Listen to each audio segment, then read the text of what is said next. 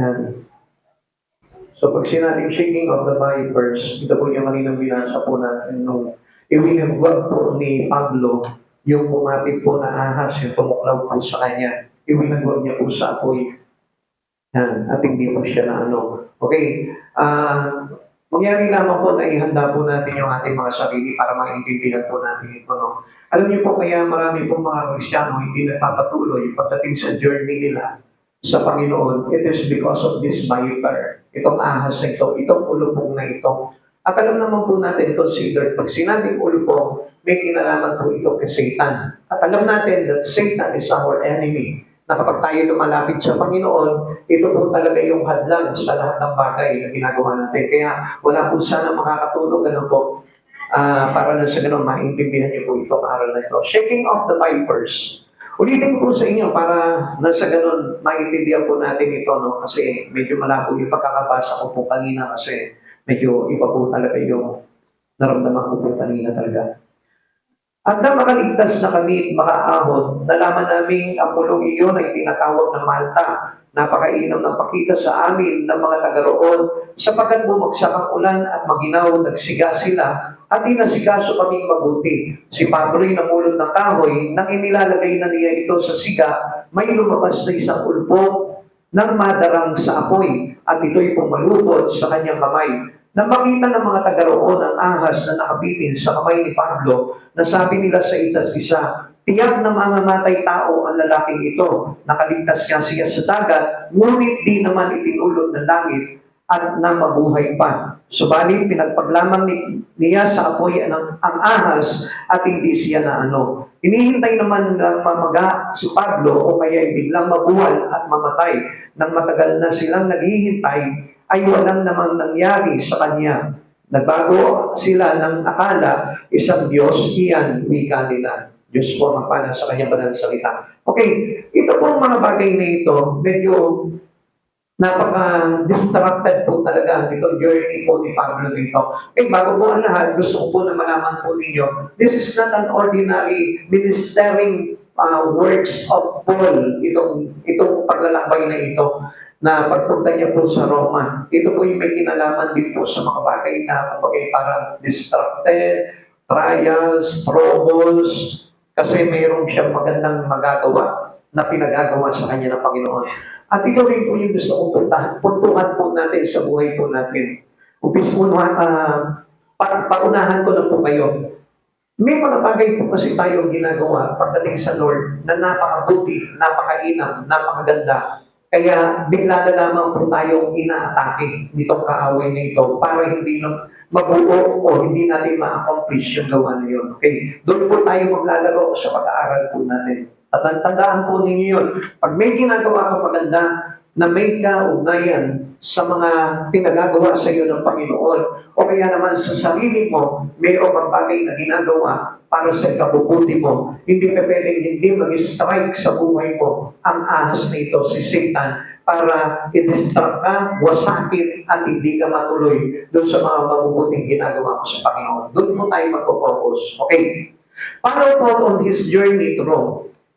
Kung titignan po natin itong journey na ito, sinasabi ko nga po sa inyo, hindi po ito isang ordinaryong paglalakbay lamang po ni Pablo. Ito po yung napakahirap na paglalakbay. Unang-una po, bakit po? Paul was going to Rome as prisoner. Isa siyang pilanggo. Kasi pagkatapos siyang nitisin, nito po si Felix, siya po ay, kumbaga nakita na kung saan ay parang wala naman po siyang kaso talaga eh. Dahil hindi totoo yung mga accusations sa kanya. Kaya balak na sana palayain po si Paul. Pero ano po yung request po nito si Pablo? Tingnan niyo po ha. Dahil siya po ay taga-Roma, gusto niya po na magkaroon ng due process doon sa kanyang kaso sa pagdakip po nila kay Pablo. Kaya nga dito po sa Rome, many trials awaited him in Rome. So makikita natin na marami po talaga mga pagsubok na daraan po sa kanya. Okay, bago po ang lahat, bigyan ko po muna kayo ng idea kung ano po ito, bagay na ito na pinasok po nito si Paul. Ano po? Paul is on his way to Rome as a prisoner because he was falsely accused by the Jewish authority and arrested. Pakinggan niyo po muna mabuti po ito, no? Para alam niyo po kung ano po yung journey na ito ni Pablo. and he appealed to be tried before Caesar. The Roman authorities realized he was innocent and wanted to release him. But Paul preferred to be judged by the emperor in Rome. Mas pinili pa po ni Pablo na siya ay litisin under doon po sa pamamahala po nito si Caesar. Now, this journey, although difficult and marked by a shipwreck, was seen as a way for Paul to fulfill God's will to testify in Rome. Ano po ba yung divine calling or divine purpose nito? Kung bakit po na parang kaysa po palayain na po siya pero hiniling pa ni Pablo na, hindi, litisin niyo pa ako. Gusto ko mismo sa Roma ako litisin dahil ako yung Romano rin, katulad ninyo. Pero hindi po yun ang talagang purpose po ni Pablo dito, kundi mayroong gusto at kalooban ng Diyos kay Pablo na pinapagawa ng Diyos kay Pablo doon sa Roma. At ito nga po yung pagtetestify niya. Now, to elaborate this journey of Paul, mayroon po siyang Paul accusation po dito. Pag sinabi Paul's accusation, ibig sabihin, inakusahan siya ng mali. Nandiyan pa po ba kayo? Isa pa lamang po ito, background pa lamang po ito, dapat maintindihan niyo po, no? Paul was arrested in Jerusalem after his preaching in the city. The Jewish authority falsely accused him of sedition and stirring up riots, leading to his imprisonment. Para baga sinusulsulan niya raw yung mga tao doon para magkagulo-gulo, para magrambunan sila doon at para magulo po yung kanilang lugar. Appeal to Caesar, Paul being Roman citizen, had the right to appeal to the emperor for a fair trial. He chose to do so, preparing to be judged by Caesar rather than the local Roman authorities. Tingnan niyo po ha, mas gusto niya pa na litisin siya ng mas matataas pa ng mga pinuno ng Romano. Samantalang niliitis na po siya doon nila Felix, pero hindi pa rin siya nasiyahan. Bakit? Because of the divine purpose of God. Tignan niyo po ito ha, kung tutuusin, masahan na rin po ni Pablo na makalaya na lang ako. Nandiyan pa po ba kayo? Dito po tayo nag-i-start po ng ating topic, ano po, kailangan maintindihan niyo po ito. Para sa ganoon, hindi rin po sa inyo mag-break ni Satan yung magandang purpose ng Lord na pinagagawa sa inyo. Kaya marami po, tingnan niyo po, tumitigil po doon sa kanilang magaganda at mabubuting gawain pagdating sa Panginoon. Bakit? Actually, hindi naman po talaga tao may kagagawa niya kundi ang ahas mismo, si Satan mismo. Kasi ayaw niya talaga na ma-accomplish mo o kumbaga ma-achieve mo itong magandang bagay na ito sa buhay mo. Roman authorities' opinion. The Roman authorities, including the procurator Felix and later Festus, recognized Paul innocent but ultimately decided to send him to Rome to be tried before Caesar as he had requested. Si Pablo pa nag-request, ano? Dalhin niyo ako sa Roma! Dalhin niyo ako sa emperador ng Roma! Dalhin niyo ako kay Caesar! So siya pa yung nagpilit. Hindi pa pwede, pakawalan niyo na lamang ako agad. Roman na rin ako, dapat nandun tayo sa due process. Tingnan niyo mo ha, talagang parehas na parehas po ito si Pablo. God's will and testimony. Tingnan po natin kung ano yung God's will and testimony po dito kay Paul. According to biblical accounts, Paul had received a vision from the Lord indicating that he would testify to Rome. Kasi gusto ng Diyos, yung divine purpose of calling ni Paul patungo doon sa Roma, gusto po ng Lord na mag-testify siya doon about doon sa tinuturo niya about sa pananampalataya kay Kristo. Now, the journey to Rome, even as a prisoner, was seen as an opportunity to fulfill this divine purpose. Kailangan na magawa niya ito. Samantalang tayo, ano po, may pinagagawa ang Lord, pero anong ginagawa natin? Ayaw natin gawin. Tayo pa yung parang humahad lang sa sarili natin na gawin yung divine purpose ng Lord. Which is, alam niyo po, ito po yung nagiging malaking hadlang po sa atin kung bakit hindi po tayo talaga mapabuti pagdating po sa espiritu natin eh. At hindi po nalalaman po yan ng maraming Kristiyano dahil ang pagkakakala po nila, basta nag-church sila, yun ang abo. Tapos na po ang lahat. Pero gusto po malaman po ninyo, every one of us has divine purpose calling from the Lord. Nandito ka ngayon, alamin po kung ano yung purpose ng Lord sa journey mo as a Christian, as a born again. Huwag yung basta nagsisimba ka lang, okay na ito, nakakapakinig ako ng salita ng Diyos, para saan? Come on. Gusto ko po na maintindihan niyo po ito. Okay, the challenges and blessing. The journey to Rome was brought with challenges. Puno-puno raw ito ng mga pagsubok. Puno-puno raw ito ng mga bagay na kung saan ihahamon sa kanya. Including the violence, siyempre, yung pagkawasak po ng barko na sinasakyan nila on the island of Malta. However, even during these trials, Paul continued to share his faith and convert others. Grabe, ano? Bilanggo na siya. Lilitisin na siya. Pero anong nangyari po dito? Nakapag-transform pa siya. Nakapagpanalo pa siya ng kaluluwa. So ito imagine, na napakahirap na itong journey na ito, na hindi katulad ng journey na ito, na pupunta lang tayo sa church. Ganun lang kasimple, pero dito kay Pablo, ang hirap bilanggo siya. Wala siyang karapatan na makakilos, pero by the guidance of God into him, lahat ng favor binigay sa kanya ng Panginoon. At alam niyo po ba mga kapatid sa Panginoon, wala naman tayong dapat na ikatakot kapag naglilingkod tayo sa Panginoon eh. Pag gumagawa ka ng mabuti at may kinalaman para sa kapurihan ng Panginoon, wala kang dapat ikatakot. Dahil actually, talagang, mayroon talagang ipapadala sa iyo ang kaaway para hadlangan ka. Maraming bagay na ipapadala sa iyo ang kaaway. At hindi ka talaga titigilan hanggang hindi ka nagpepil doon sa mabuting gagawin mo at pinagagawa sa iyo ng Panginoon. Kaya ano nangyayari po sa karamihan? They stop. They never go.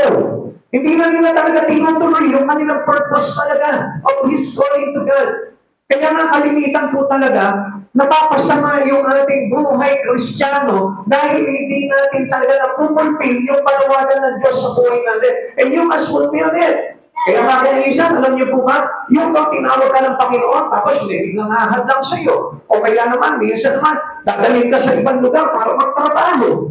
Kaya hindi niyo po ba napapansin yung mga bagay na yun? It avoided to us in our spirit. Kasi hindi po talaga matutuloy yung purpose, divine purpose ng Lord sa buhay mo. Kaya hindi niyo po napapansin, tignan niyo. Hindi sumisigla yung espiritu natin, hindi lumalago yung espiritu natin. Kasi ayaw natin talagang gawin yung purpose ng Lord sa buhay po ng bawat isa.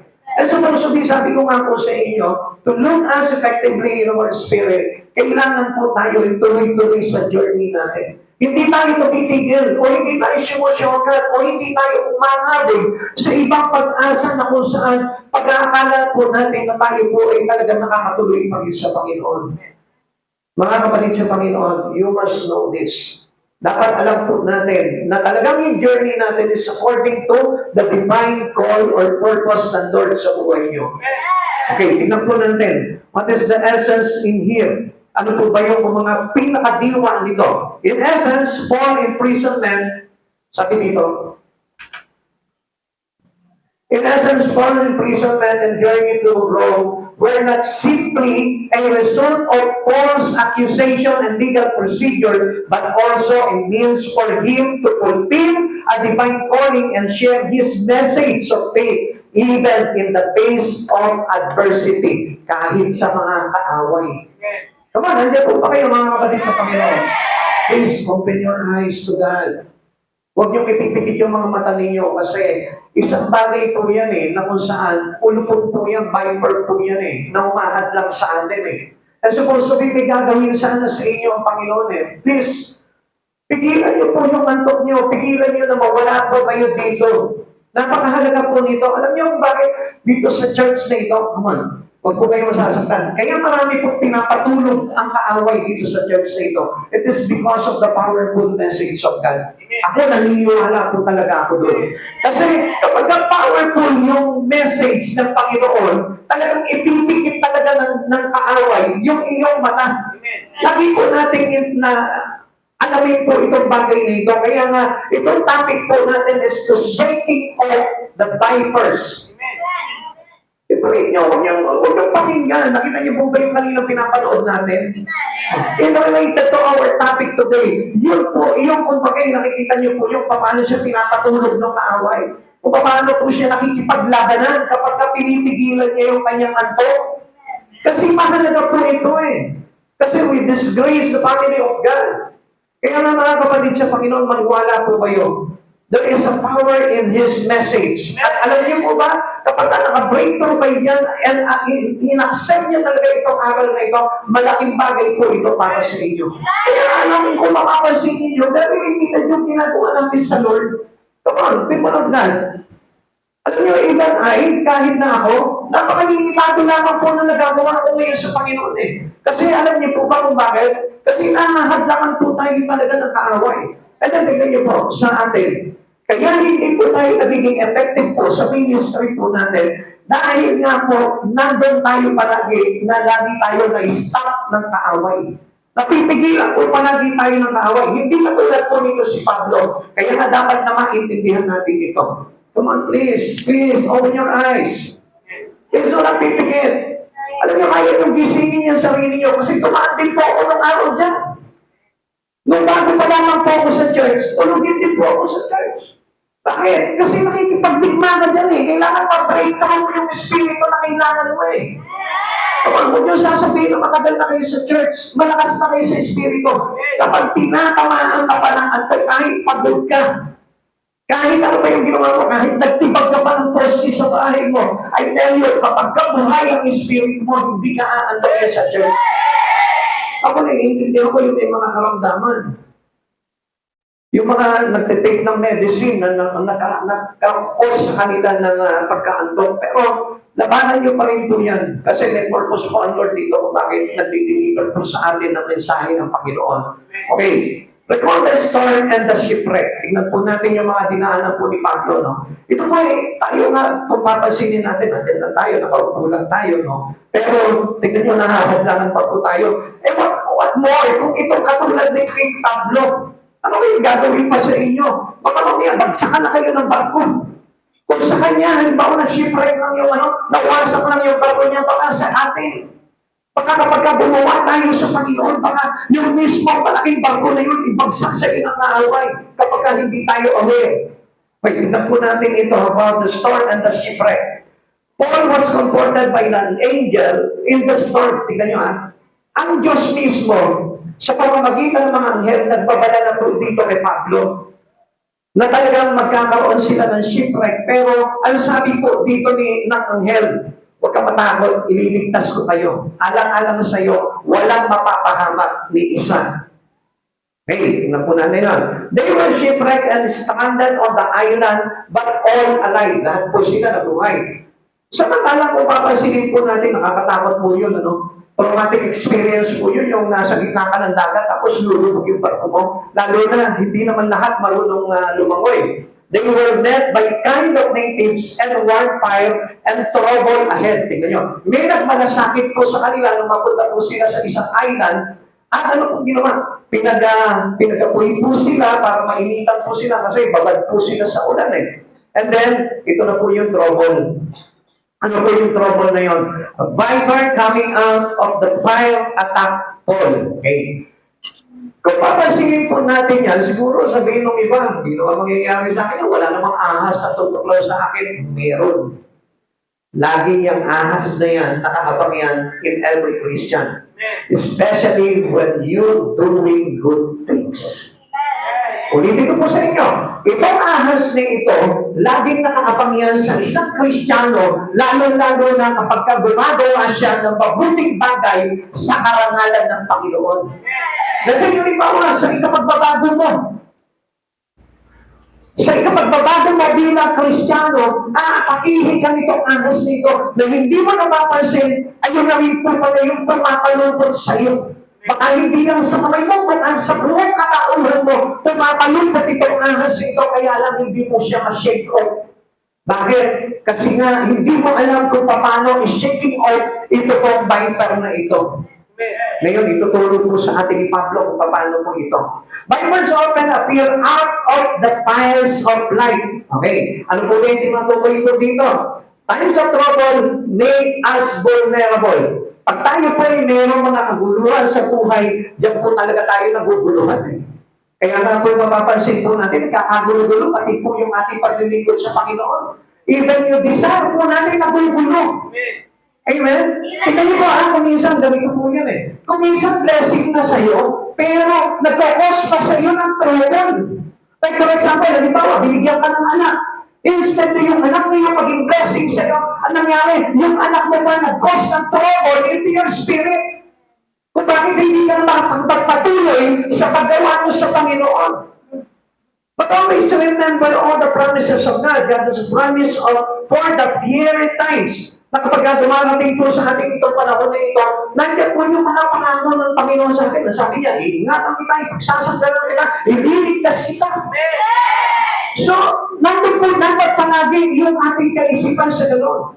And then we never stop by the viper. Hindi tayo dapat napipigilan itong ahas na ito. Dahil yung bagay na yun, na kapag ikaw hinadaan ka ng ahas sa mga bagay na ginagawa mo, ibig sabihin yan, papasok ka doon sa kabutihan ng purpose ng Lord na pinagagawa sa'yo.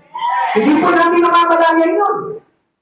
We can easily be distracted sa hindi natin kamalayan na effective na mala yung ginagawa mo. Halimbawa, gusto ko magbago. Ngayon, sa pagbabago ko ngayon, aatakihin ako ngayon kaaway na ito. Ano gagawin niyo po sa akin? I-distract niya ako para hindi matuloy yung pagbabago na yun.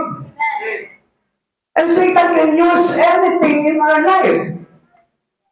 Like halimbawa, yung kay Pablo na yun, yung simpleng pagsisiga niya lamang po, namumulot siya ng mga kahoy na ipagagamot utol, at yun yung nag-cause sa kanya to stop him. Pero nakita niyo po ba napapigil po si Pablo? Even in the troubles comes, hindi po siya napapigil. Anong ginawa niya? He's shaking out the viper. Ganun lang kaisip yun.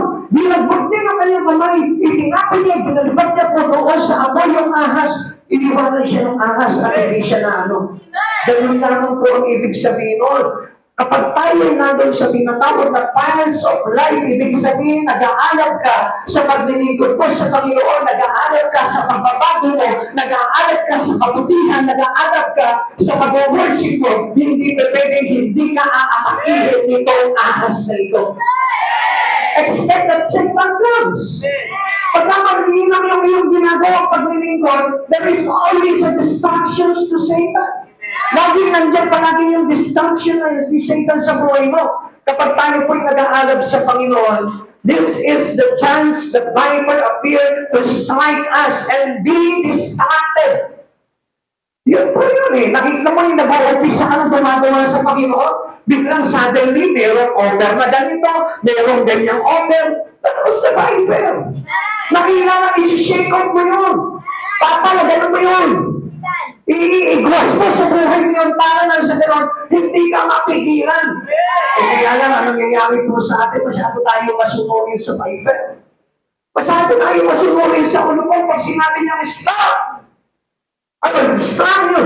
I will give you many troubles. Matatakot na agad tayo. Ay hindi niyo po alam na kapag tayo po ay nandun sa tinatawag na fires of life, hindi tayo maaano. Naiintindihan niyo po ba yun? Natatandaan niyo po ba yung tatlong mga kaibigan? Shadrach, Meshach, Abednego. Itinapon sila doon sa fire furnace. Ano po nangyari po doon? Na ano po ba sila? Hindi. Kasi pangako po ng Diyos sa kanila po yung bagay na yun. And look at this promise of God para alam na rin. Minsan natatakot tayo, paano po, pastor?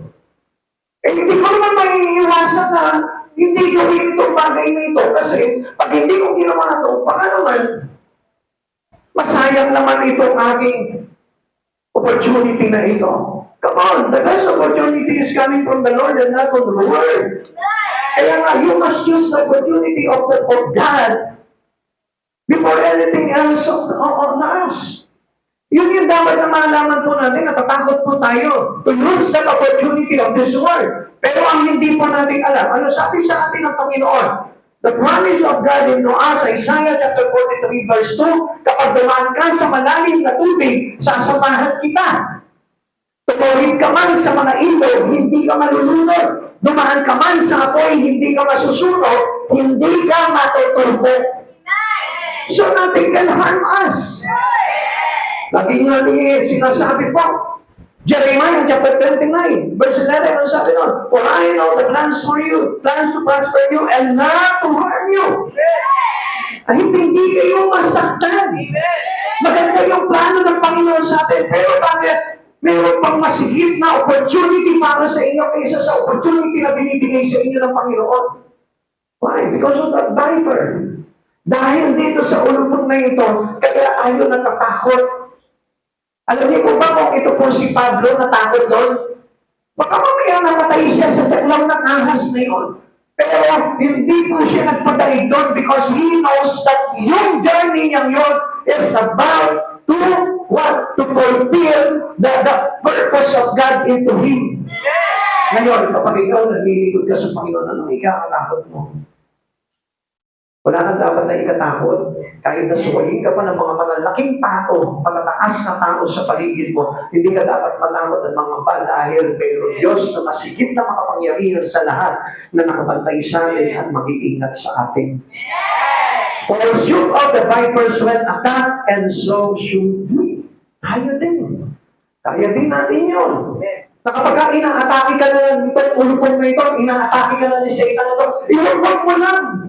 At paano po ba yung pag-ulog na yun? Iwas-iwas si Pablo yung ahas at ito po ay ito, wala. Paano natin iwas-iwas itong ahas na ito? Okay, listen to this, para alam po natin ito. Kasi alam nyo, karaniwan po sa ating mga Kristyano, hindi nakikinig sa mensahe ng Diyos eh. Kaya hindi natin alam kung ano yung mga respond po natin pagdating po sa ganitong atake sa atin ng kaaway. Unang-una, paano tayo magwawasiwas? How to shake off these vipers in our life.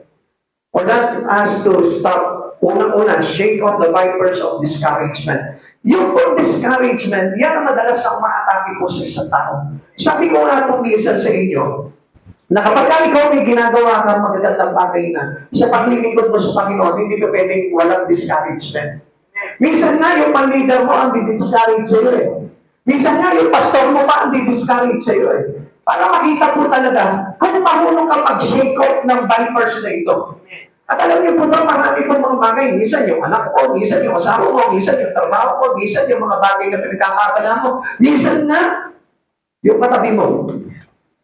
Sino ba yung katabi mo? Ha? Minsan din yung mga dapat na iwagod mo eh.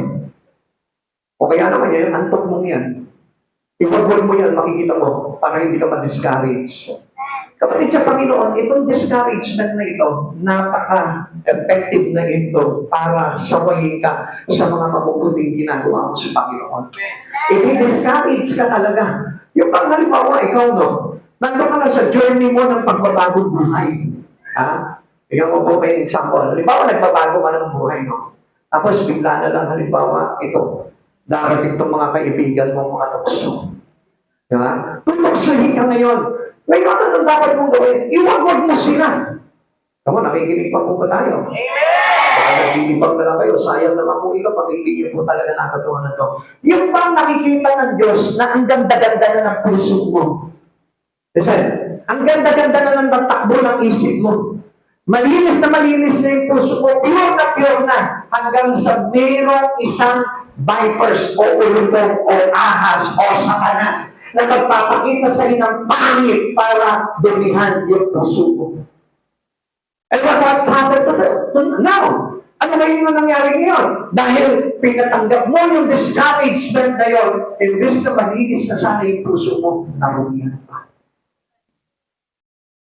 Pagsuka na sana doon sa talagang nais na mangyari sa iyo ng Panginoon. Pero sa isang igla, because of the discouragement, hindi mo ilinasiwas yung ahas na yun. Pinapasok mo, pinatuloy mo sa isipan mo. Ayun, nadumihan mo yung puso mo.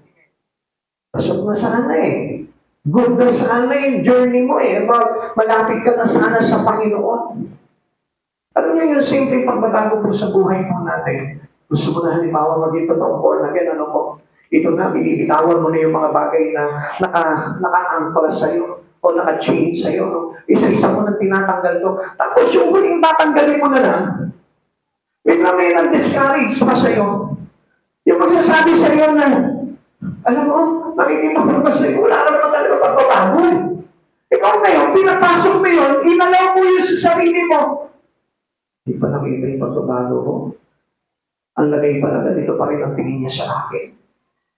Alam niyo, yung simpleng ganong kaisipan lang, na-discourage ka. At yun yung nagpambalik sa'yo kung bakit nawalan ka ng gana sa mga bagay na dapat isinusulong mo sa Panginoon. Listen, mga kapatid sa Panginoon, the discouragement to every Christian is a big thing to stumbling us.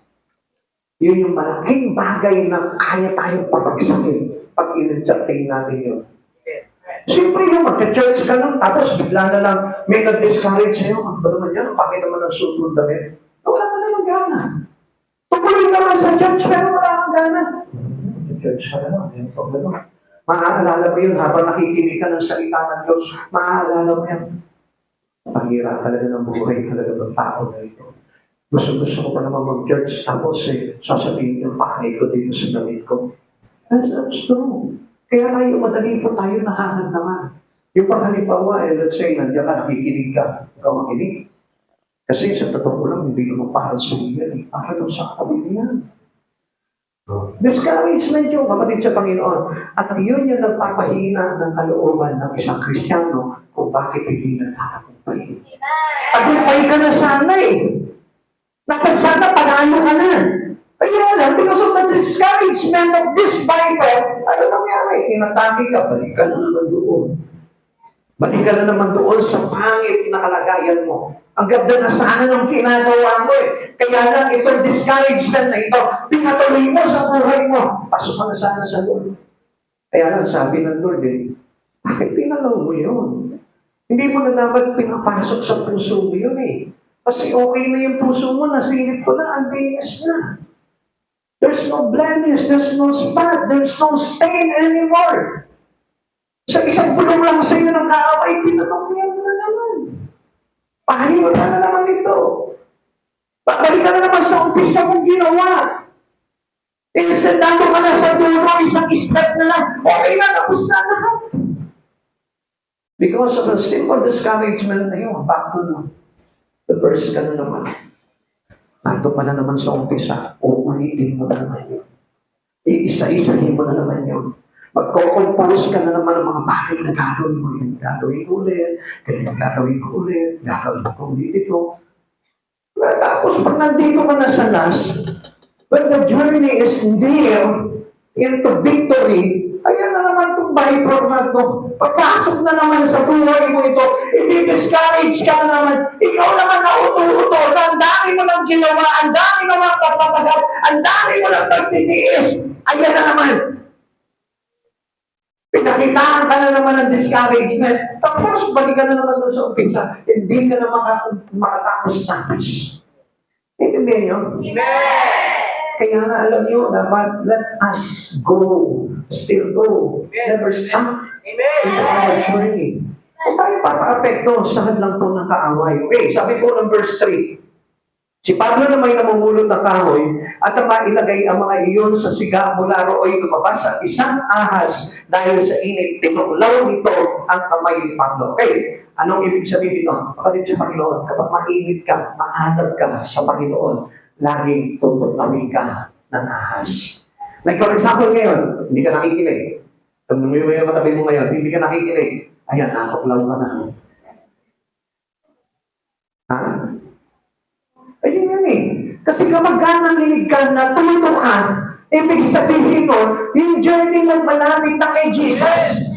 Malapit na doon sa purpose ng Lord sa buhay mo. Kaya ngayon, ang ginawa sa iyo ngayon, hindi ka ngayon pinakilig. Kaya ano nangyari? Sayang. Wala nangyari. Nag-effort ka pa magpunta sa church, wala kami palang matutukunan.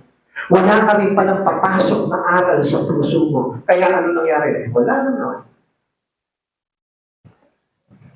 Naahas ka naman. Kaya nga kapatid sa Panginoon, yung discouragement ay number one specialty ni Satan sa buhay ng mga Kristiyano. Lagi mo tatandaan niya. Yung ang ganda-ganda na ng tugtog mo, ang ganda-ganda na ng pag-awil mo.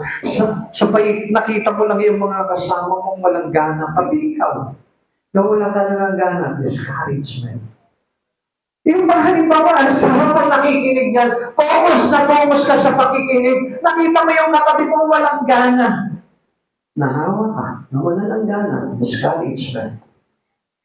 Yung mga sa mga nag-worship sa Lord talaga, pinipil mo talaga yung presence ng Lord. Isang dilag mo lang, nakita mo yung isa. Sabi kaya lang. Wala ka ng gana. Ay, para lang pala akong ganyan-ganyan pa ako. Samantalang siya, ganyan na. Discouragement. Supposed to be, dapat yung presence mo, yung spirito mo, nandun na. Into the great throne of God. Bumagsak pa ulit pababa. Kasi doon sa nakita mo na sumasamba sa Lord na nakaganyan lang. Habang yung iba nagpumusmos siya, ganyan lang. Discouragement. Kaya nga kapatid sa Panginoon, yung discouragement po sa atin, madalas mapagpalaglag po ng mga Kristiyano. Kaya maraming mga nawawala sa Panginoon because of discouragement. Masama kasi ng ugali ng pastor dyan eh. Kaya ayoko na. Masama kasi ng ugali ng sister Janelle dyan eh. Kaya ayoko na dyan. Ang sasama ng mga ugali ng mga tao dyan eh. Kaya ayoko na dyan. Discouragement. Actually, alam mo, lahat naman tayo dito talaga masasama eh. Kaya nga tayo nandito ngayon kasi we need to be transformed. Amen! Kaya nga tayo naman. Tapos papakita sa inyo si Satan, ang sama no? Ang sama ng ugali nun. Yes, totoo yan. Kaya nga tayo nandito eh. Galing tayo doon eh. Kaya lang, ang hindi natin nakita dito, dapat na makita natin yung pagbabago. Amen. Because of discouragement, kaya ayun, naatake tayo. Then, yung nagpa-stop sa atin para tayo makapagpatuloy doon sa journey natin. Paul was attacked while helping, doing good. Tingnan niyo po ito. Habang gumagawa po si Pablo ng mabuti, doon siya inatake. He was gathering a bundle of stick for the fire. Vipers often appear when we're doing right. Tandaan po na niya. Pag tayo gumagawa po talaga ng mabuti, lalo-lalo na for the glory of God, ang atake po sa atin ang kaaway. Hindi pa pwedeng hindi ka atakihin. At marami pong form, marami pong mga bagay na gagamitin po itong si Satan para atakihin ka. At hindi ka makakalusot sa atake niyan. Kaya lagi dapat na maganda ka. Ano sabi po sa atin ng Biblia? Maganda ka't magbantay sapagkat si Satan, ang kaaway ay parang leon na umaatulungan. At tayo'y sisilain. Satan is like a roaring lion.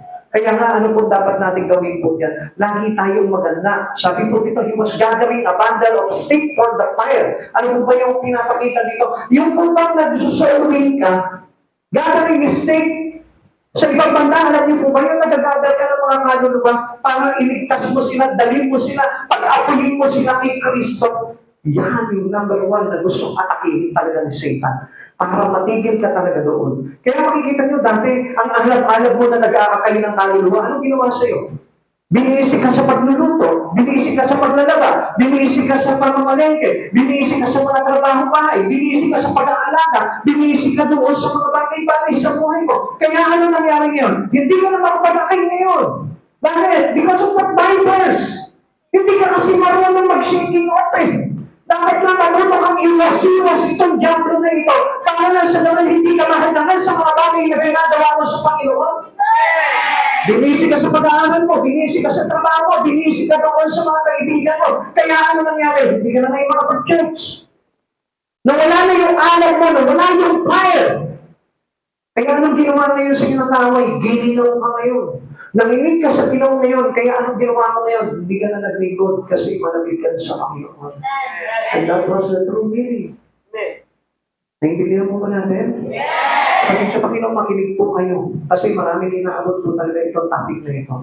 At isa na rin po ako dyan. Kasi minsan na rin po talaga nawala yung alam ko sa Panginoon. And until now, wino-workout ko po talaga na mag-aalap talaga sa Panginoon.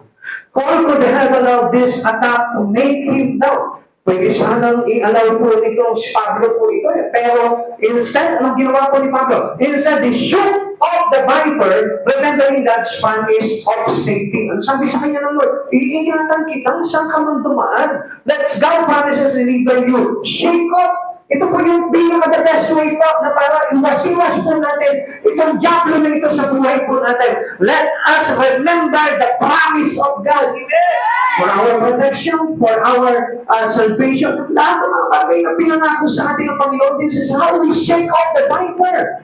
Sa ganitong pag-aasa po, kaya na nakikita po natin, nagiging takot po tayo, natatraumatize tayo sa paglilingkod. Bakit? Kasi natatakot tayo na mawalan tayo ng trabaho, natatakot tayo hindi tayo makapag-aral, natatakot tayo palayasin tayo ng pamilya natin, natatakot tayo sa maraming anyo. Nito si Satanas sa buhay natin. Pero simple ang pangako ng Lord.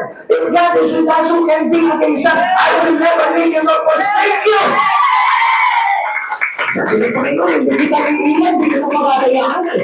Sabat ngayon, pangawakan mo, na hindi ko mabayaan ng Lord. Kaya nga si Pablo, ang ginawa niya, he shook off the vipers, remembering God's promise of safety. Sabi kasi ng Lord, iingatan niya ako eh. Ipagsasanggalang niya ako eh. Kapatid sa Panginoon, laging totoo ang pangako ng Diyos sa buhay po natin. This is how we shake off the vipers in His attack to us. Ikalawa, shake off the vipers of criticism. Ayan. Alam nyo, pag tayo po yung papatuloy sa Panginoon, there is always criticism. Huwag mong isipin na para bagang tinutuya ka lang, iniinsulto ka lang, nandiyan palagi ang critics. Buhay yan sa mga active talaga sa Panginoon. Alam niyo mga kapatid sa Panginoon, every one of us has a critics. Mayroon nang itinalaga sa atin ang kaaway na kritiko sa bawat paglilingkod natin. The reactions of critics, no doubt this man is a murderer. Kaya nasabi ko nga po sa inyo, ano tingin po nila kay Pablo? Nung tinuklaw siya ng ahas, dapat mamamatay yan, mamamagang katawan niya. Kasi yan siguro ay mamamatay tao. Yun agad ang hatol po nila, yun yung criticize agad nila kay Paul. Mamamatay tao siguro ito, hindi siya nakaligtas sa dagat. Kaya ngayon, dito sa pagkakataong ito, dito siya papatayin. Now, ganyan din po tayo. Minsan, paano kung maglilingkod? Masamang tao na ako. Minsan tayo pa ngayon nagiging critics ng sarili natin. Paano kung maglilingkod? Nasaan mga tao makakasama mo? Paano kung maglilingkod? Minsan tayo na yung critics eh. Hindi natin napansin yun. Nag-important tayo ni Satan ng kanyang attitude. That we can easily judge a person. Kaya ang nangyayari po sa atin, alam niyo po, instead na may critics tayo, tayo yung nagiging critics. Tayo yung humahatol sa tao. Tayo yung nagsasabi na wala namang kwenta dito. Hindi ko maramdaman yung mga puso nila na talaga naglilingkod sa Panginoon. I want people of God, gusto ko po na malaman po ninyo. It is Satan's critics. Minsan sasabihin sa atin, kung ikaw nga, hindi ka nagbabago. Kung ikaw nga, gawin, sama pa rin ang ugali mo. That was critics. Shake off the vipers of criticism. Pag meron pinapasok sa isipan mo, nasasabihin sa'yo, tignan mo nga yun, tagal na, hindi ba nagbabago? Kaya pala ikaw, Pastor, kanina sinasabi mo sa amin, matagal na kami, wala pang magbabago. Because I am your pastor. And I want to refresh your mind kasi gusto ko na matuto kayo. I'm not a critics for you. Sinasabi ko lang yung katotohanan para hindi kayo makatiling gano'n. Pero kung halimbawa, ikaw mismo, sa ikalalago ng espiritu mo, tapos ikaw yung mag-judge agad. Kung yung mga pastor na yun sama ng ugali yan Tapos critics. Yung mga sister na yan tignan mo nga, sungit-sungit yan Tapos critics. We can easily judge a person without knowing him. Ang pastor yung kilala kayo kahit ngayon lang kayo nakakilala because there is God who used and make him an instrument for Jesus. Kaya kilala niya kayo. Kaya hindi mo pwede siya maging kritik sa inyo dahil ang Diyos ang nakakakilala sa bawat isa natin. God knows us into our name. Amen. And He knows the counts of our hair. Alam na Diyos yung bilang ng buhok natin. Kaya nga kapatid sa Panginoon, tayo bilang mga tinuturuan, kung magtuturo ka na magtuturo, you are our critics. Amen? Dapat ang unang-unang tuturo mo yung sarili mo, ako nga tinuturuan, hindi pa natututo. Hindi tayo na kumbaga naninisi tayo ng iba. Siya kasi. Kaya hindi lumalago yung espiritu ko, siya kasi. Kapatid sa Panginoon, that's so. Parang ikaw mismo ang gumagawa ng critic sa sarili mo. Come on, you must learn. Shake off the vipers of criticism. Para lang sa gano'n, makikita mo ngayon kung ano yung bagay na tinuturo talaga ng Panginoon. Kaya tingnan niyo po ito. Sabi po ng Gawa chapter 28 verse 4, na makita ng mga taga-roon ang ahas na nakabitin sa kamay ni Pablo na sabi nila sa isa't isa, tiyak na mamamatay tao ang tao niya, nakaligtas na siya sa dagat, ngunit hindi naman pinahintulot ng katarungan na siya'y mabuhay pa. Many are easily criticized us kasi bakit masama ang puso. If a Christian has an evil heart, pag meron pong masamang puso ang isang Kristiyano, tandaan po natin, unang-una, hindi lalago. Ikalawa, hindi kakalugdan ng Panginoon. Ikatlo, malalaglag. Bakit? Because all of these are not belong to God. Amen. Kasi pag belong tayo sa Lord, minsan nakahanapin po natin talaga yung makakabuti sa atin, hindi yung makakasama sa atin. Kaya nga sabi ni Pablo, dapat na maging naman ng ating isipan yung mga bagay na matuwid, karapat-dapat. Banal. Amen.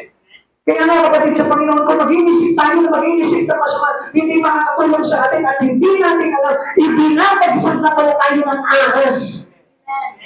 So we always keep training.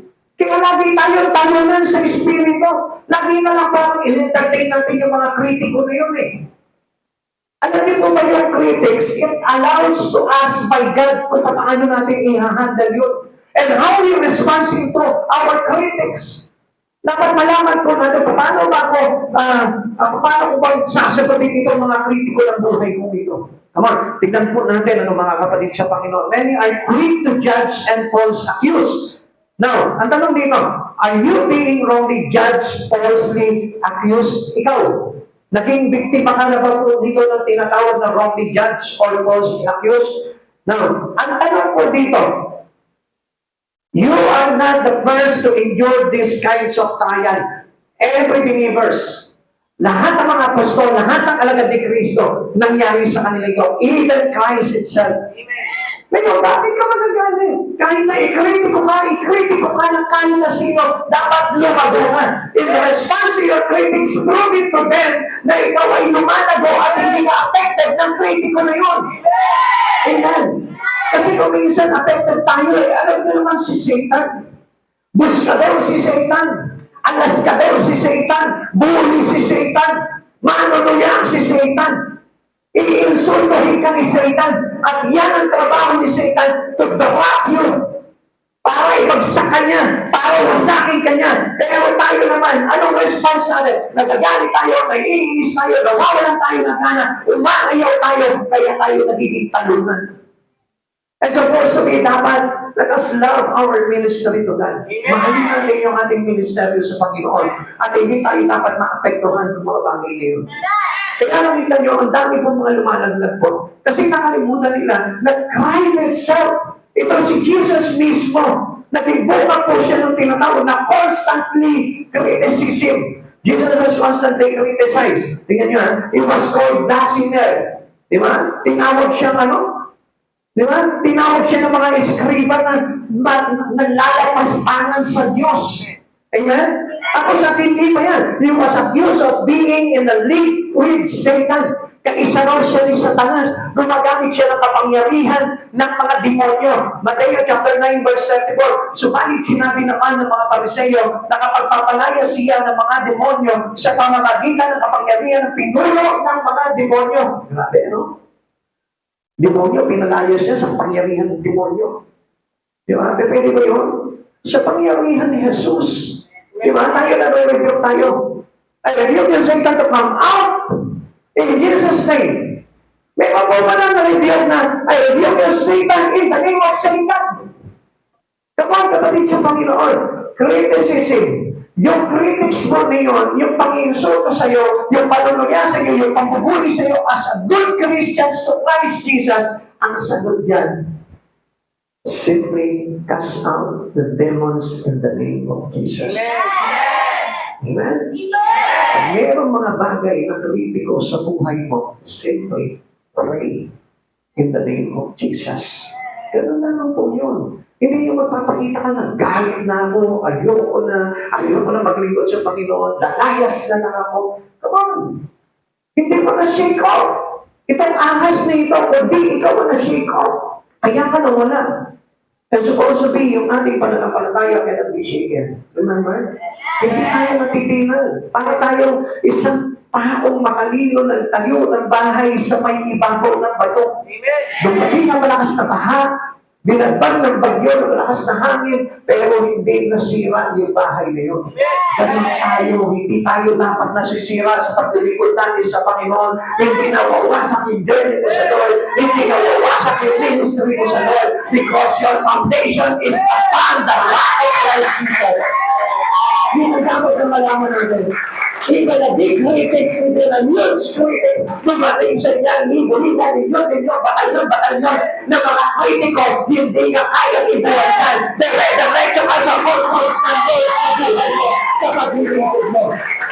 Remember how Jesus responded to his critics? Ano po ba yung tugon ko nitong si Jesus sa mga kritiko niya? 1 Peter chapter 2, verse 23. Nang siya'y insulto, hindi siya bumantig ng insulto. Nang siya'y pahirapan, hindi siya nagbanta. Sa halip, pinawayan niya ang lahat sa Diyos na makatulungan kung bumatol. Pray for the Lord. Amen? Simply pray for all your critics. Lahat ng mga kritik mo, ipanalangin mo po yan, matatapos yan. Amen? Never let the Bible a chance to read the attack. Amen? Huwag mo papaintulutan na manalo.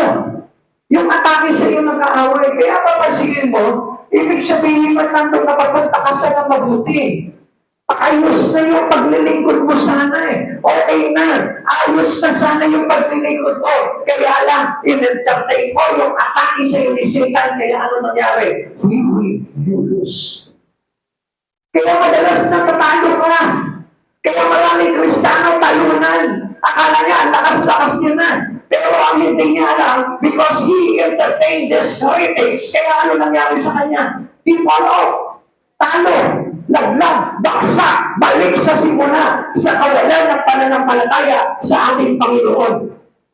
Never allow the strike of Satan into you. Kaya na inaatake ni Satan kasi nakikita niya yung effectiveness ng paggawa mo. Bakit mo sinasayang? Bakit ka nagiging talunan? Pag inatake ka ni Satan, ang ibig sabihin yung effective ka. Kapag mayroong mga troubles, trials, critics, discouragement sa buhay paglilingkod mo, ang ibig sabihin yan, you're going for the good. Papunta ka sa mabuti, papunta ka sa dapat, papunta ka doon sa direksyon ng journey na hinahanap at pinagagawa sa iyo ni Jesu Cristo. Why you start? Bakit ka nagpapatigil? Oo nga, hindi ko magagampanan itong tungkulin na ito. Umuo ka naman, sumangayon ka naman.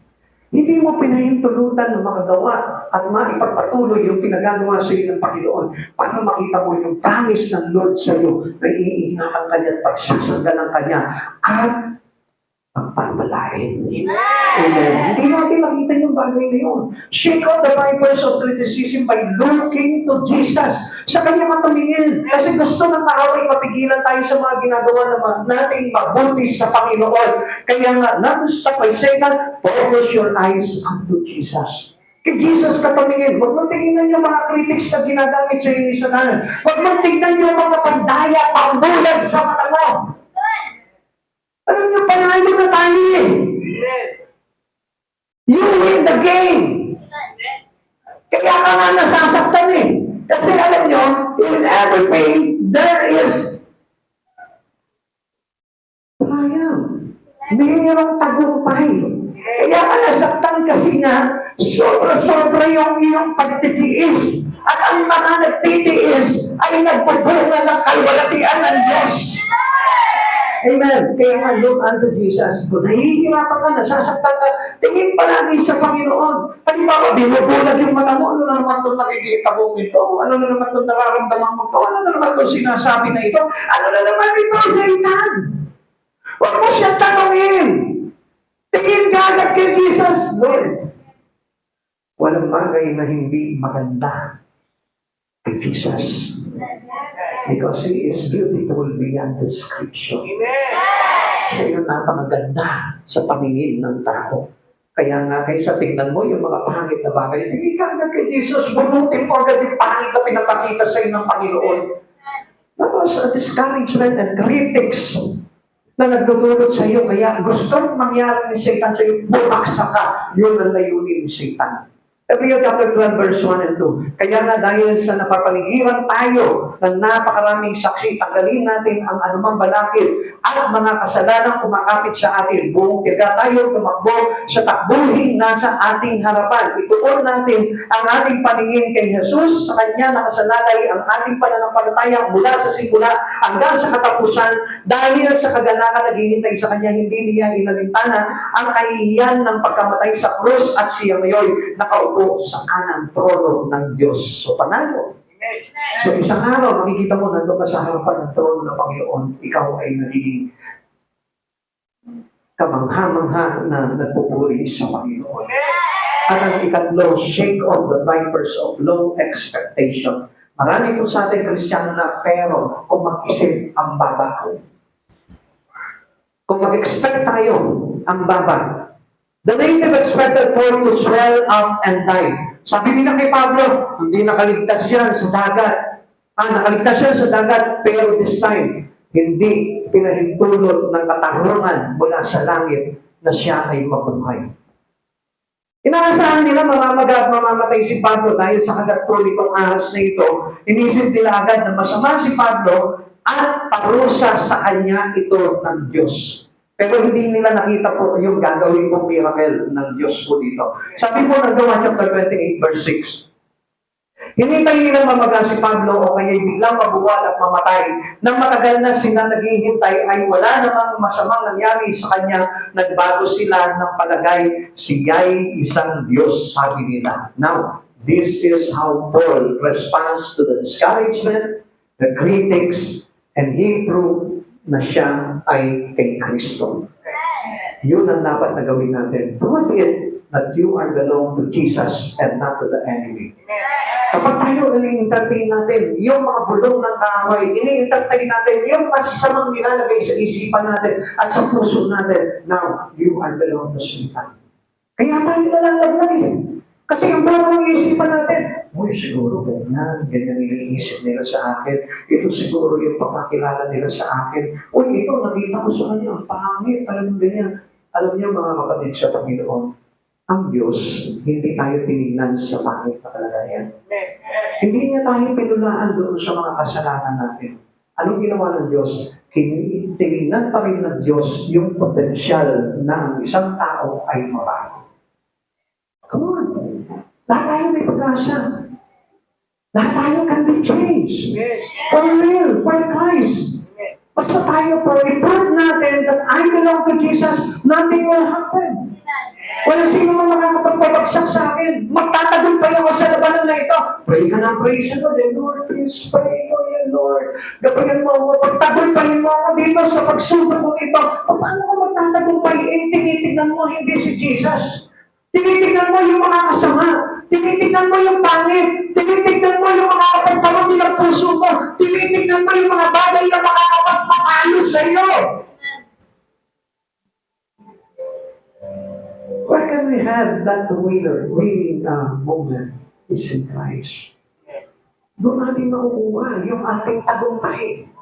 Nasa Kanya yung tayo. Kaya nga, tingin lang tayo, tingin kay Jesus.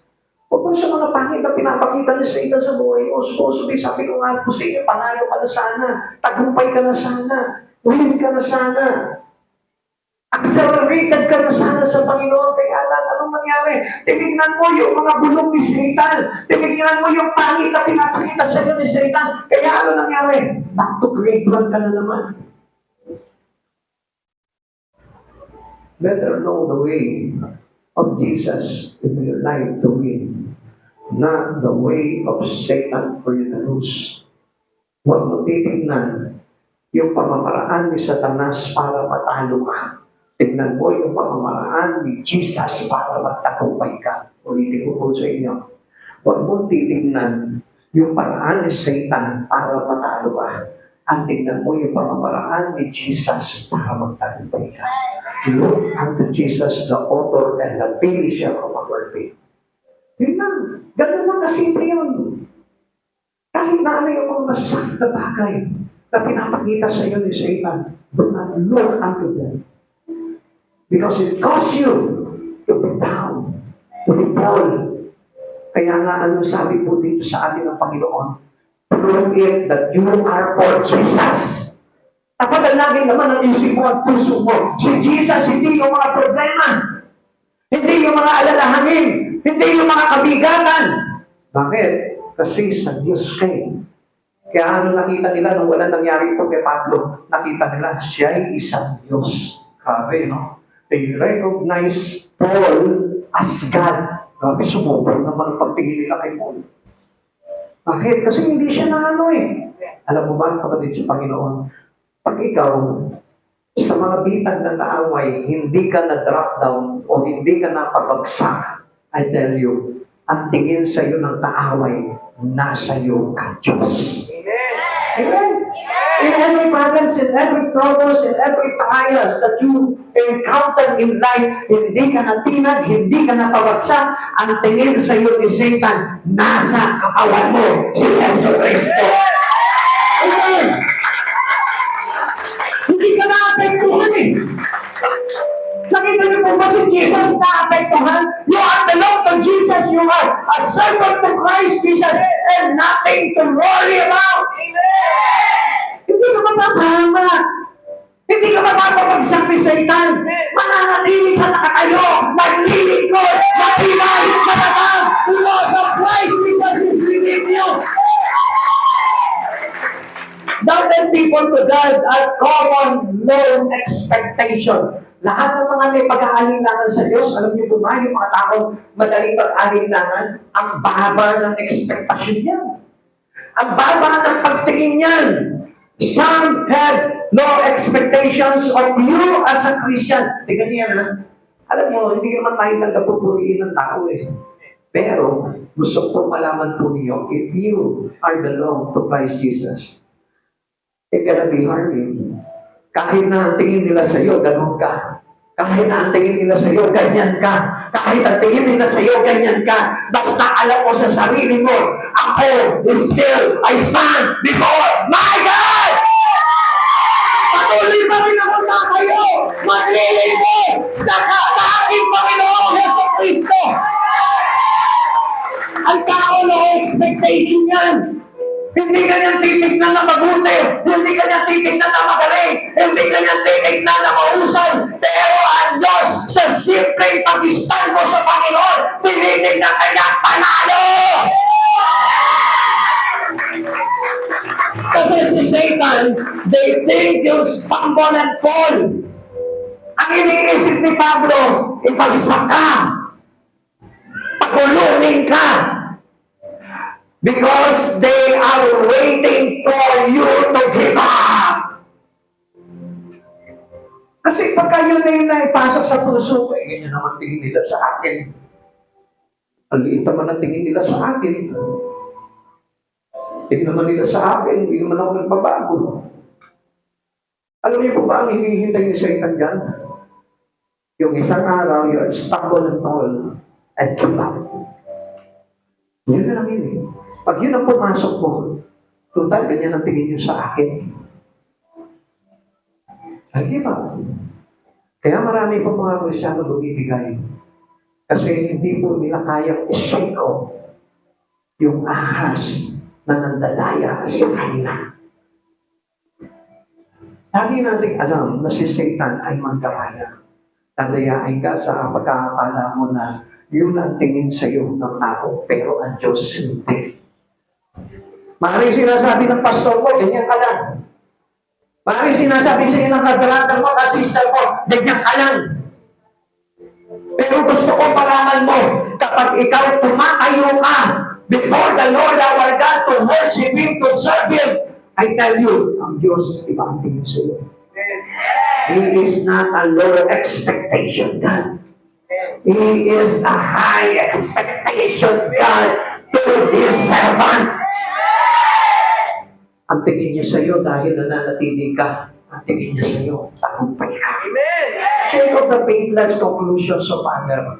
Yan yung mga painless conclusion eh. Yung parang tinatapos kanila na walang pananampalataya. Prove them wrong by being faithful to your Lord. Huwag kang titigil sa Panginoon. Kasi pag tumigil ka sa Panginoon, pinakita mo kay Satan na talagang mahina ka.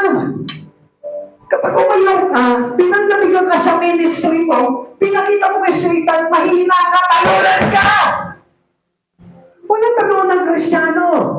You are a victorious Christian.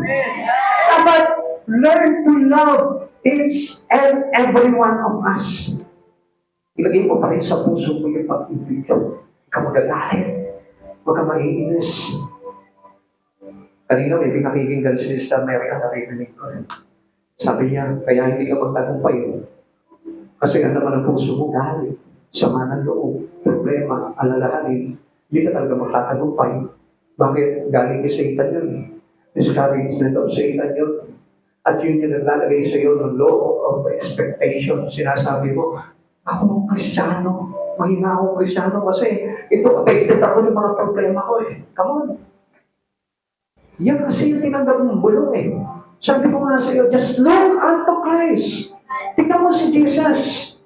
Prove them wrong by being faithful to your Lord.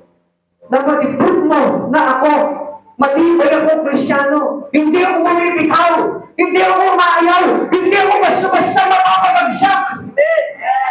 Yun dapat yun nasa puso natin. Shake off those vipers and experience the joy of the Lord. Yung joy of the Lord, yun yung naglalagay sa atin na mararamdaman mo yung panalo ka. Kaya marami pong mga Kristiyano parang wala ng joy of the Lord. Nakablay, nalulungkot palagi, bagod palagi sa gawain ng Panginoon. Alam niyo, umakit kasi tipail. Tipail. Ulitin ko sa inyo. Kaya malungkot ka sa gawain eh. Kaya parang bagod na bagod ka, inip ka. No, wala ka ng gana, nalalamig ka. Alam mo kung bakit? Kasi wala yung joy of the Lord. There is no triumph. Hindi ka nagtagumpay. Bakit? Binaling mo yung paningin mo sa ibang bagay instead of fixing your eyes unto God. Patuloy ka sa paglilingkod sa Panginoon. Huwag kang bibitiw doon. Habang maraming mga trials, troubles in life is still continuing constantly our service. Tuloy-tuloy tayo, kapatid sa Panginoon. Mas pinasasarap natin yung ating paglilingkod sa Panginoon. Kapatid, we belong to Christ Jesus. And all Christians that is belong to Christ Jesus are winner.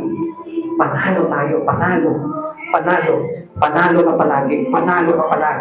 Lagi mo tandaan, panalo ka palagi sa Panginoon. Basta nasa Lord ka, hindi ka talo. Ano mang bagay na pinakikita sa iyo ng kaaway na pangil, panalo ka. Basta titingin ka lang kay Jesus. Kung nakita mo na parang bumabagsak yung kabuhayan mo, pero nananatili ka naman sa paglilingkod mo sa Panginoon, panalo ka. Kung nakikita mo na parang gulo-gulo ng pamilya mo, pero nananatili ka sa Panginoon, panalo ka. Dahil pagkarala natin sa isa yan. You must know your heart before the Lord. Kailangan kilala mo yung puso mo pagdating sa Panginoon. Kaya marami pong mga hindi nagtatagumpay. Alam niyo kung bakit? Kaya hindi tayo nagtatagumpay eh. Kasi lagi na lang pinakikiramdaman natin. Ano ba ito? Ang bigat naman ito. Kung kailan ako naglilingkod sa Panginoon, may mga ganitong bagay. Like for example, this day, ikaw oras na ito. Supposed to be, dapat binibigay mo ng todo. Yung talagang winning moment mo. Alam niyo kapag kayo mga nananalo, pagkatapos ng kanilang kampyonato, alam niyo kung ba nagsiselebrate sila? Come on, nanalo ka ngayon. Kung nakuha mo yung mensahe na ito, ibig sabihin niyang panalo ka. Bakit hindi nagsiselebrate yung espiritu mo ngayong kay Jesus? Bakit hindi parang tagumpay na yata ngayon? Come on, shake on the vipers! Shake of the vipers! Shake of the vipers! Bakit nakakalungkutan ka na ba ng sama?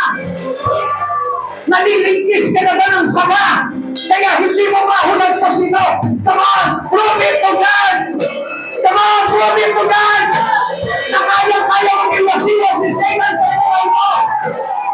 Come on! Worship Him!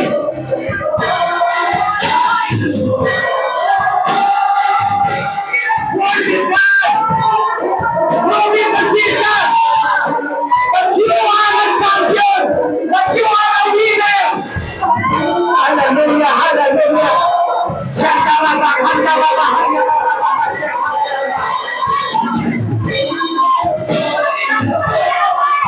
Do not fight the faith of Satan! Do not fight the faith of pride of Satan!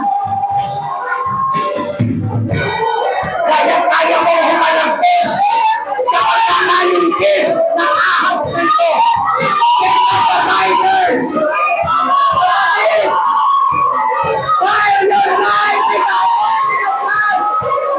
Fire your life without warning of God! Without the fire of anointing, without the fire of Christ into your life, you cannot take up the fighters!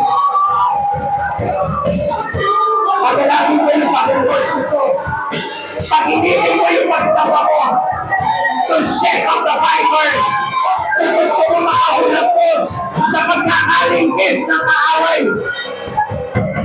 Pag-initin mo yung iyong spirit of Yahweh. Come on! Asa na yung sarap ng pagsama mo? Asa na yung unang pag-ibig mo? Asa na yung unang pag-ibig mo kay Jesus? Back to your first love in Christ! Oh, hallelujah! Hallelujah!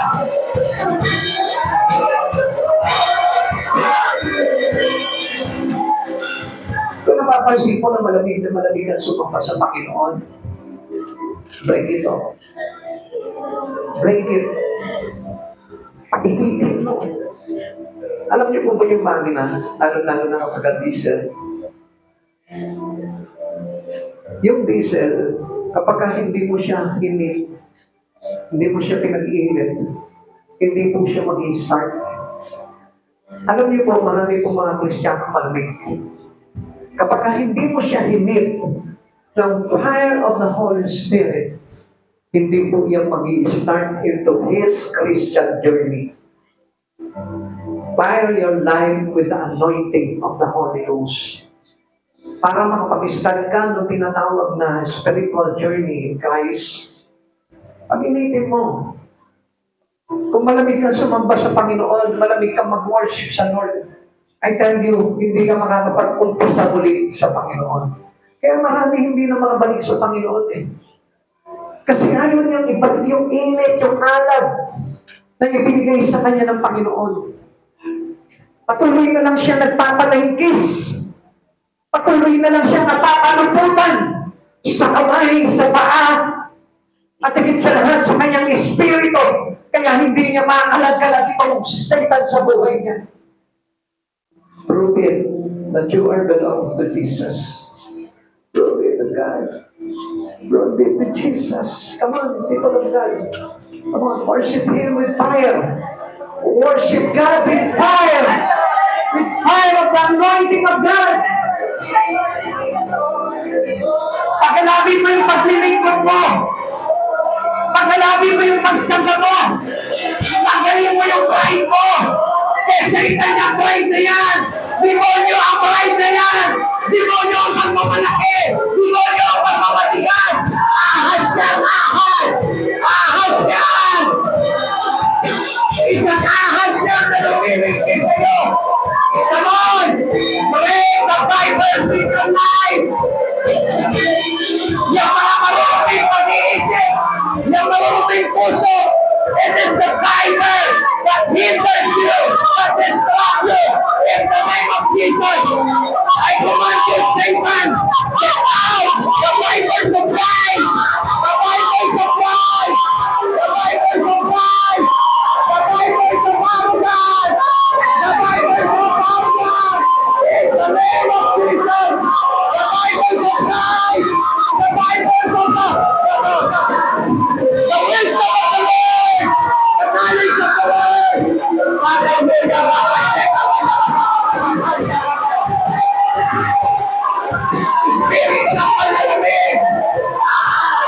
spirit of the Panginoon.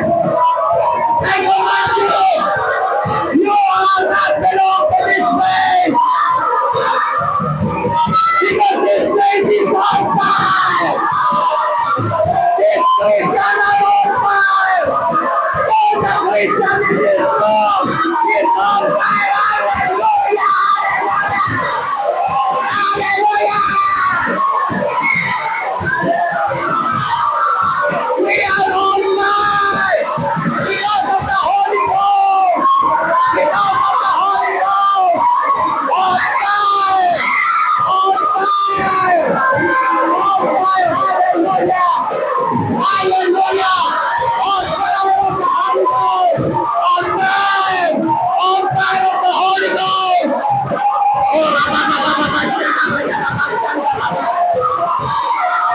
Hallelujah. Hallelujah. Let the Spirit of God. Let the fire of the Holy Ghost. Fire.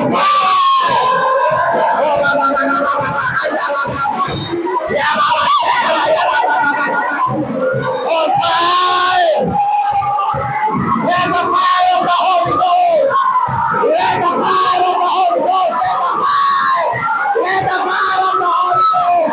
Let the fire. Let the fire of the Holy Ghost. Let the fire of the Holy Ghost. Let the fire. Let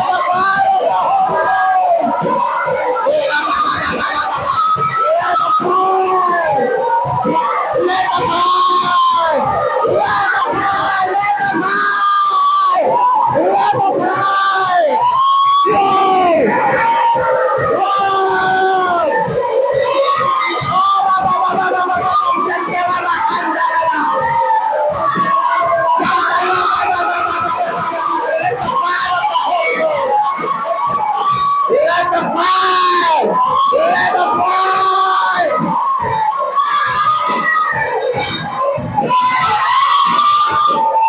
Hallelujah, hallelujah. Let the fire! Let the fire! Let the fire! Let the fire! Let the fire! Let the fire! Let the fire of the Holy Ghost! Let the fire! Let the fire! Let the fire of the Holy Ghost! Come on! Let the fire! Let the fire of the Holy Ghost! Let the fire of the Holy Ghost! Hallelujah! Hallelujah! Hallelujah! Hallelujah! Let the fire of the Holy Ghost! Let the fire of the Holy Ghost! I speak in the name of Jesus. I speak in the name of the Lord.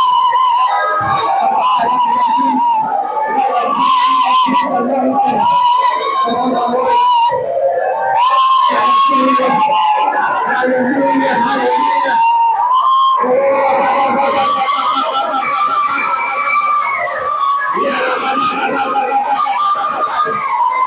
Let the fire, let the fire, let the fire of the Holy Ghost, let the fire in the name of Jesus, in the name of Jesus.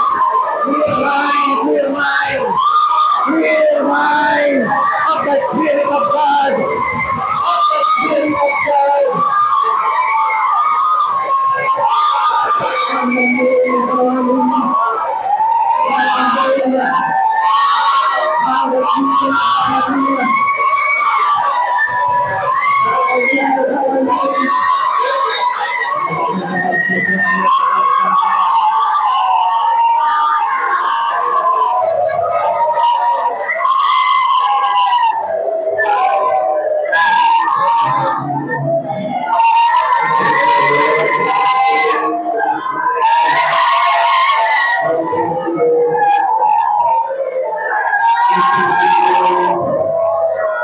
For the sanctifications of your kids tonight. Thank you, Lord Jesus, for blessing us, O God, sa lahat ng aming mga pagkasala, sa lahat ng aming kamulihan, sa isip, sa gawa, sa salita, Lord. aming kaluluwa, sa aming puso. Siya naman, Panginoon, sa paglilinis mo, Panginoon, sa gabi ito. Naman, Panginoon, ay patuloy na dumali ang kapangyarihan mo sa bawat isa sa amin, O Lord. Ibalik mo, Panginoon, ang apoy at pag-aanap sa amin bilang mga Kristiyano na sumusunod sa aming Panginoong Yesu Cristo. Bigyan mo po rin, Panginoon, ang kapangyarihan ng kababaang loob, ng pagsunod at pagpapasakot, O Lord. For us to learn, O God, full surrender to you, Lord. Panginoon, maraming salamat po, O God. Salamat sa biyaya mo, Panginoon. Alam ko, inaabot mo kami, Panginoon, bago ka dumating, O God. Lord, pagkalapit mo muli ang aming mga puso. Pagkalapit mo muli kami, Panginoon. Huwag mo na kaming hiya, madaya ng mundo ito, Lord. Huwag mo kaming pabayaan, Panginoon, sa anumang mga bagay na ginagawa ni Satanas, Lord. Sapagkat alam namin na nasa huling panahon na kami, Panginoon. At alam namin darayain, Panginoon, ng mga Kristiyano upang tumalikod sa iyo. Panginoon, do not allow it to happen in this church, O God. Huwag mong ipapahintulot, Panginoon, na mahata kami, Panginoon, ng aming panlalamig, ng aming pagtalikod, Lord. Hindi namin ito pinapahintulutan sa bawat isa. Sa pangalan mo, Panginoon Jesus, na makapangyarihan sa lahat sa aming buhay. Panginoon, itinataas ko po sa iyo ang iyong church, Lord. Bawat isa sa aming lugar.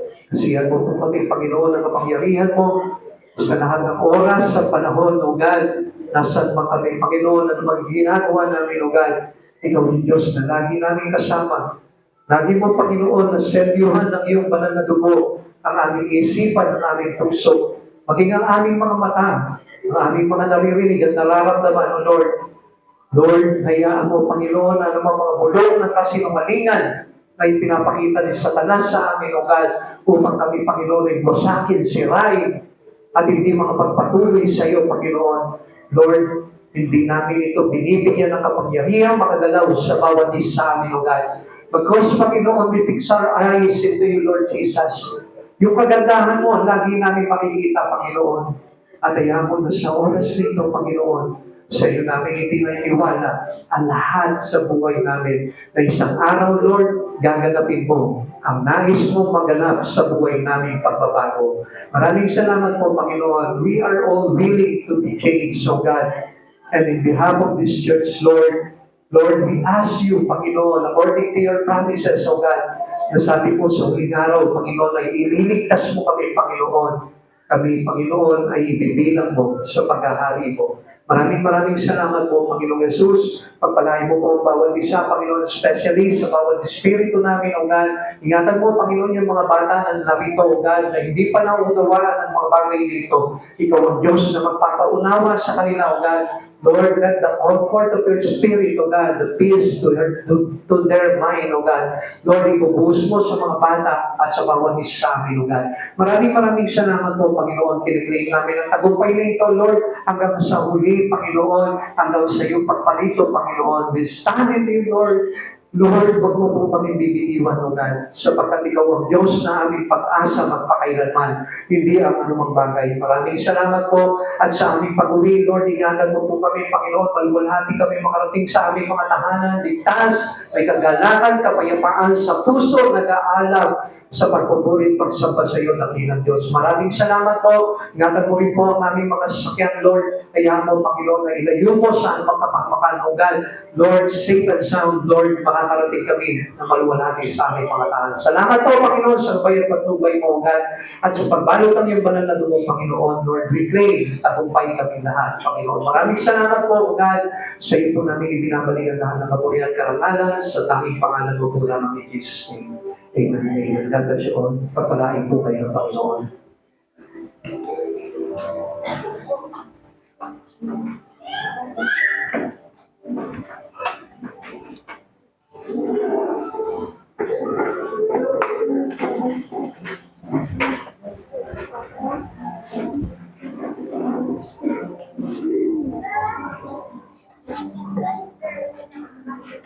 Mm-hmm.